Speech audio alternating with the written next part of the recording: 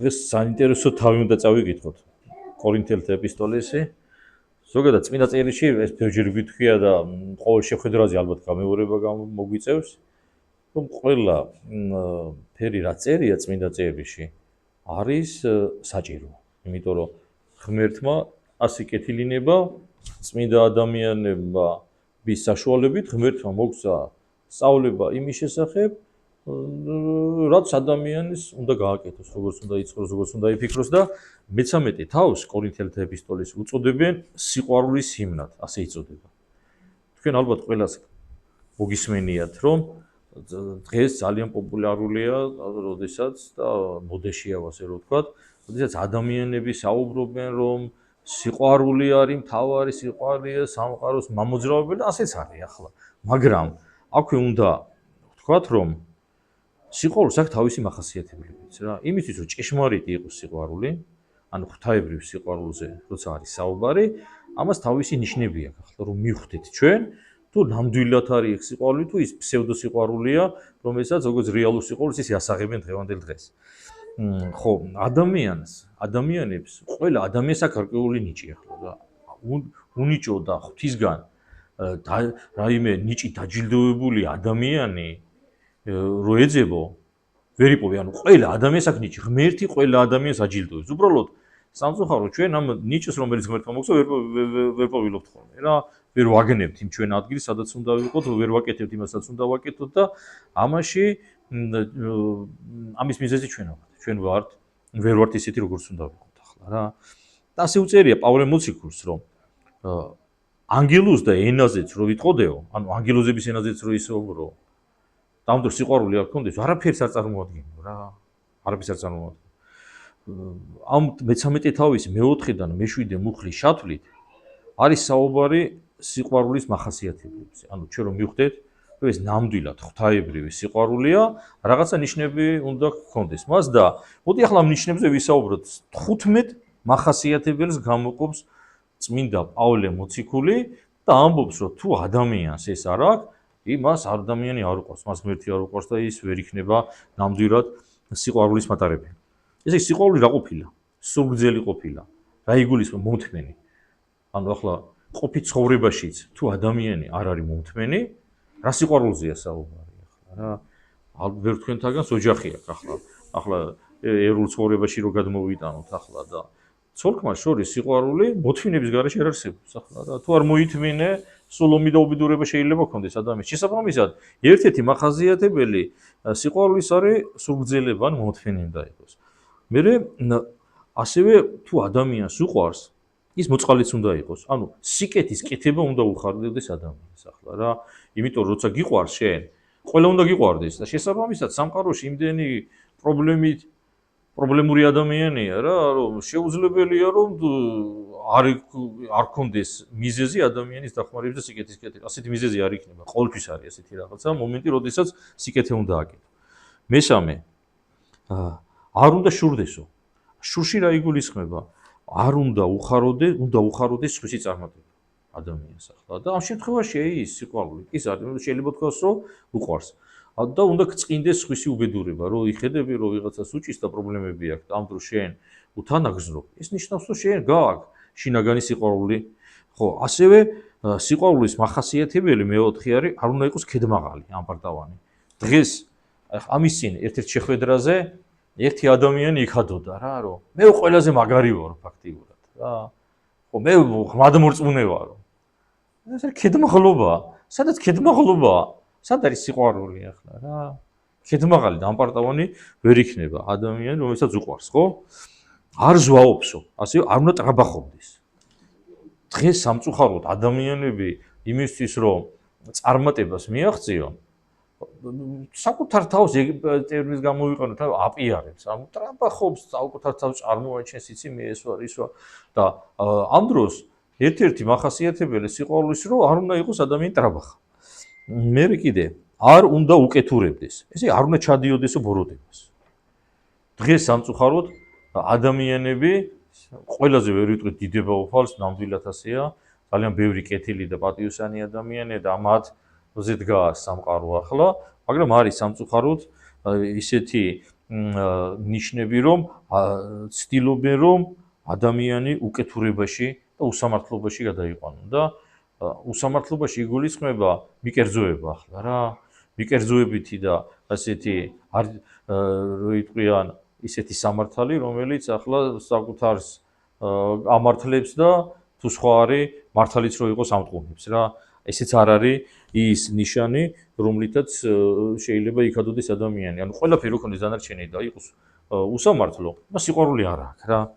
არ ეძიებს თავისას.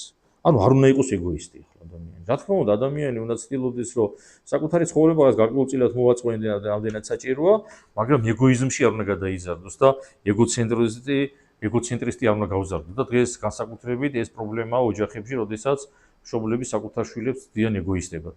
ეგოისტ და ადამიანებად, რომლებიც ცდილობენ საკუთარ შვილში ეგოიზმი ჩათესონ თავის და უნებურად. ახლა მე არ მგონია მშობელი უნდადეს რომ შვილი ეგოისტი გამოვიდეს, მაგრამ როდესაც შვილი არასწორად იქცევა და გაამართლებ, როდესაც არასწორ საქციელში ჩადის და ცდილობ რომ თავი დააძვრენიო და ასე შემდეგ და ასე შემდეგ, ეგოიზმს აყალიბებ ადამიანში და მე ეგოიზმი ადამიანი საკუთარ თავსაც ვნებს, ოჯახის წევრებსაც აზიანებს და საზოგადოებისთვისაც პარაზიტია მე ეგოისტი ადამიანი. არ მრისხანებსო. აქ არის საუბარი, რომ არ უნდა გაბრაზდეს ადამიანი ადვილად. როგორც სიბრაზე ბუნებრივი თვისება ადამიანს აქვს, ხო? გახსოვთ წინა წერის წერია მაცხოვრის შესახებ, რომ გაბრაზდაო შინაგანო. აქ სიბრაზეში ის კი ცოდვილი მიდრეკილება კი არა, მაგალითად, დადებითი კონტექსტით შეიძლება ვთქვათ სიბრაზე, როდესაც ადამიანი შინაგან ამ ძალებს მიმართავს ცოდვისკენ. როცა შენ არ დაითანხმები ბოროტს, არ ითანხმები გარემოს და არ შედიხარ ცოდვაში და ესეთი მებრძოლი ხასიათი გაქვს, ხო? აქ არის საუბარი იმაზე, რომ შენ ყველაფერზე არ უნდა გაბრაზდე ახლა. რა ადამიანი ყველაფერზე რო ყვირის, იგინება, იწევლება, ილანძღება, ეზიზღება და ასე შემდეგ, იქ სად არის რა სიყვარულზეა საუბარი, ხო? არის რა ხავს ბოროტს. ანუ არ ფიქრობს იმაზე, რომ შური იძიოს იმ ადამიანების მიმართ, რომლებსაც მათ აწყენიეს. ახლა სამყარო ისეა, სამწუხაროდ, რომ ჩვენ ცხოვრებაში ხდება ადამიანები, რომლებიც ჩვენ გონია, რომ გვიქცევენ არასწორად და თუ ადამიანი შენ გაქვს პრეტენზია და გინდა რომ ღვთაებრივი სიყვარულით იყო ახსოვსე, არ უნდა ეძიებდე შურიზიებას. ანუ ბოროტის წინ ბოროტი არ უნდა მიაგო ახლა რა. ახლა ერთი ჩვენ მრევლს ვესაუბრებოდი, ხო და ასეთი რაღაცა თქვა, რომ ადამიანი ცუდად რო გიქცევა, რაღაც გაკეთე შენ სიკეთით თუ შეძლებ და ამ სიგლახეს და ბოროტებას სიკეთით უპასუხებს, აუცილებლად დადებით შედეგების ღებულობთ და თავარი რაც არის, ადამიანის შინაგანი კმაყოფილი რჩები რა. შინაგანად შვიდდები ახლა რა.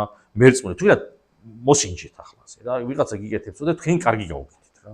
აი მოსინჯეთ ახლა, მე მინახია ერთი ადრეს მაქვს მოყოლილი და მოგიყვებით ერთ-ერთი ჩვენრი მრევლის ისტორიას, რომელიც ძალიან ისე ნიშანდობლივი ამბავია, რა თქმა უნდა სახელდაგვარებს აქვს საუბრობთ, მაგრამ მოვლენა ძალიან ნიშანდობლივი იყო. ერთ სამსახურში მუშაობდა ეს ადამიანი და ერთი ადამიანი ამის მიმართ იყო ძალიან აგრესიულად განწყობილი და ცდილობდა, რომ ამისთვის თურმე ცუდი გაეკეთებია, საუბრობდა და ასე შემდეგ და მოდიოდა დიდი მარხვა.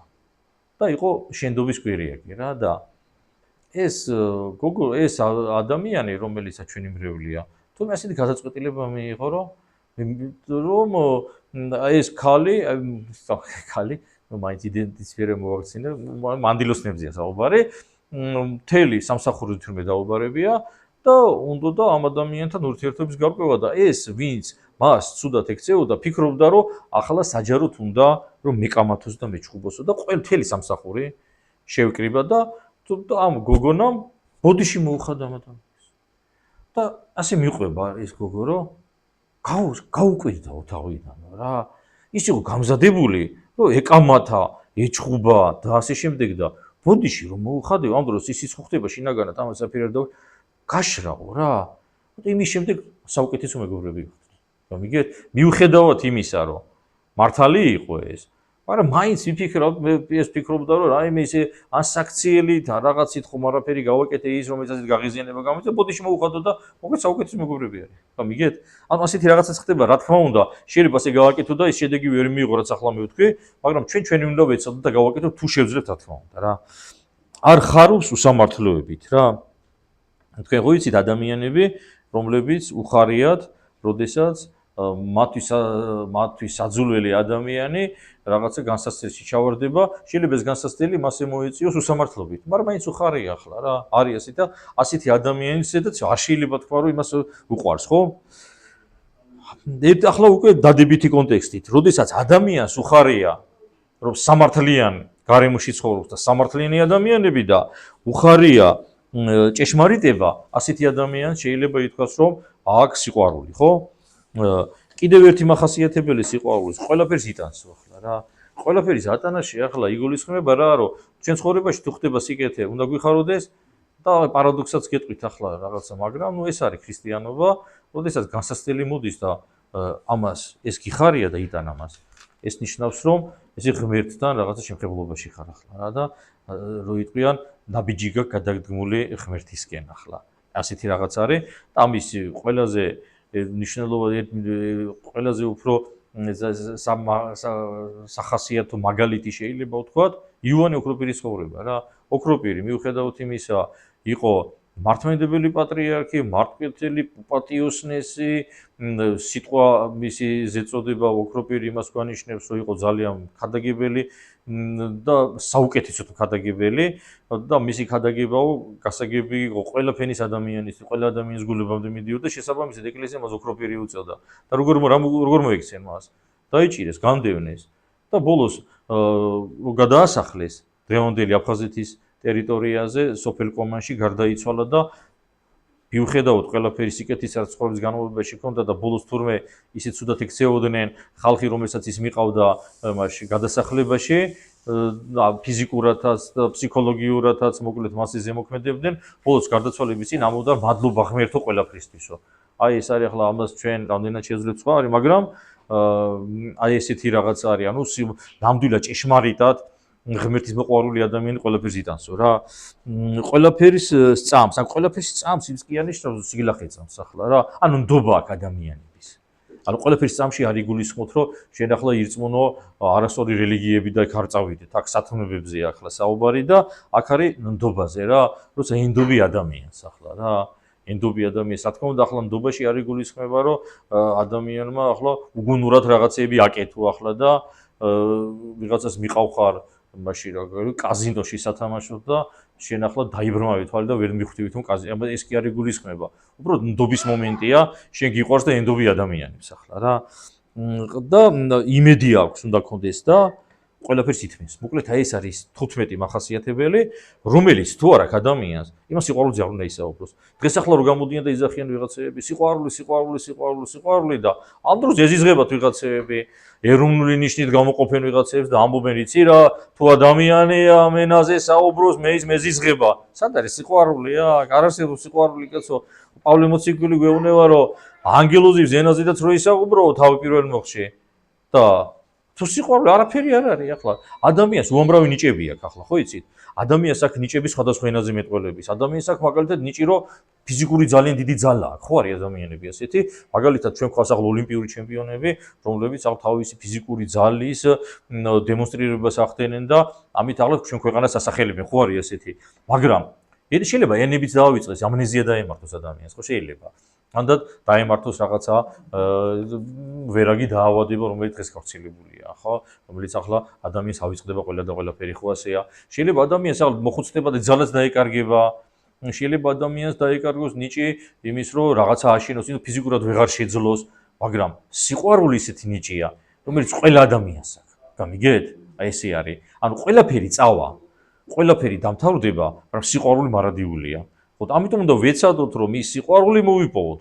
რომელიც მარადიული და უცვეთია რომელსაც ისეთი მახასიათებელი აქვს რომელიც პავლე მოციქული ვამბობს და თუ ეს მახასიათებლებით ჩვენ გულში ჩავიხედებით და დავინახავთ ამას მაშინ უნდა შევწიროთ მადლობა უფალს რომ ის ნიჭი რომელიც მოგცა კი არ დავფალით დავმარხეთ არამედ დავაორძინეთ და ჩვენ ამით ადამიანებს მოკლედ დავეხმარეთ ახლა დახმარება შეგულისხმება რომ ჩვენი სწორი ცხოვრების წესით ერთ ადამიანს მაინც მივეცით გაუღვიძეთ სურვილი რომ მიცხოვრონ ეკლესიურად და ქრისტიანულად ახლა რა მოკლედ ეს არის ის რაც მინდოდა დღეს მეთქვა როგორც გითხარით მე-13 თავი პირველი კორინთელთა ეპისტოლეში ითვლება სიყვარულის იმნად და როდესაც ადამიანები იწყებენ სიყვარულზე ლაპარაკს ეს თავი გადაუშალეთ და უთხარით, რომ მოდი ეს წაიკითხეთ, ჩემო დაიგო, ჩემო ძამიგო და ეს მახასიათებლები თუ გაქვს, მე მელაპარაკე სიყვარულზე ახლა და თუ არ გაქვს, მაშინ კარგად ბრძანდებოდით, ხო რა.